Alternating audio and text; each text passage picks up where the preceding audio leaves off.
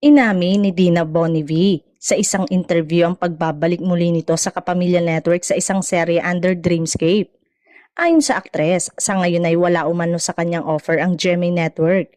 Say nito, naiintindihan din daw yon ng mga boss dahil kailangan nga rin ng magtrabaho at nagkataon na may offer sa kanya sa ABS-CBN kaya masaya siya tanggapin yon. Wala pang impormasyon na ibinibigay ito kung sino-sino at anong serye ang gagawin nito sa kapamilya.